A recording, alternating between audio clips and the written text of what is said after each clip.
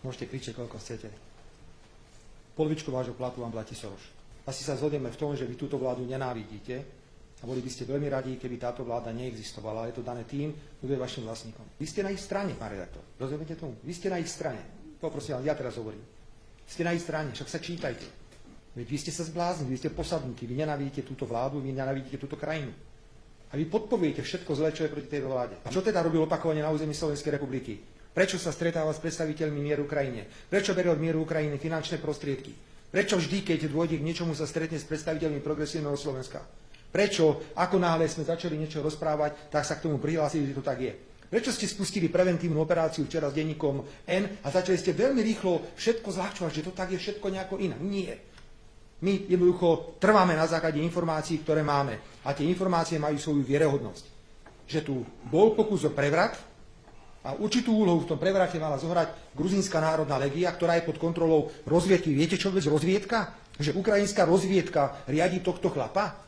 Tohto chlapa, ktorý sa fotografuje s organizátormi Mier Ukrajine, ktorý sa fotografuje s otcom Šimečku, chlap, ktorý berie 150 000 eur od Mier Ukrajine. On je v rozviedke. A na čo vám to je? Na čo sú vám tie mená? On je medzi nimi. Čo s tým budete robiť? Ste financovaní Sorošom a stojíte na strane protestujúcich. Nie obyčajní ľudia, ale tých, čo organizujú tie protesty za účelom štátneho prevratu. Bodka. A my sa nebudeme s vami kašľať, nehnevajte sa. Ja odmietam, aby ste vy nám diktovali, že čo máme robiť alebo nemáme robiť. A to pýtate sa presne tak, ako by sa pýtal Sorošova, ako by sa pýtali každé. Pýtate sa presne tak, ako by sa pýtalo každé Sorošové médium. Ste platení Sorošom. To teda povedať slovenskej verejnosti. Dostávate polovičku platu od Soroša. Pán redaktor z Markízy, znovu vás sledujeme.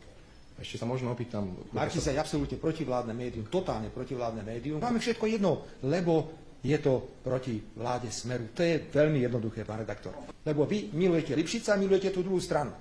Že by ste boli najradšej, keby nás vyhnali. Ja viem, že by ste boli najradšej, by ste to oslabovali, ale ja vám túto radosť neurobím. Viem, že túto vládu nenávidíte. 80% novinárov, ako tu sedíte. Že ju nenávidíte. Aby ste ju chceli vyhnať. My nedovolíme túto krajinu rozvracať, nehovoriac o tom, že k tomu výrazne prispievajú médiá, ako je Markíza alebo denník SME. Niekto chce povaliť vládu Slovenskej republiky. Rozumiete tomu? Niekto chce zvaliť demokraticky vytvorenú vládu Slovenskej republiky.